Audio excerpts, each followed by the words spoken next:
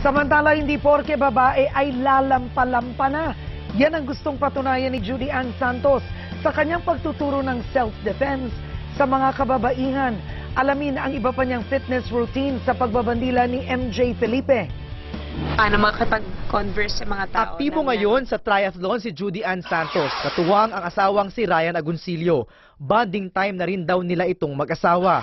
Na-enjoy namin yung swim, bike, run, training. And na-enjoy ko yung 26 na waistline.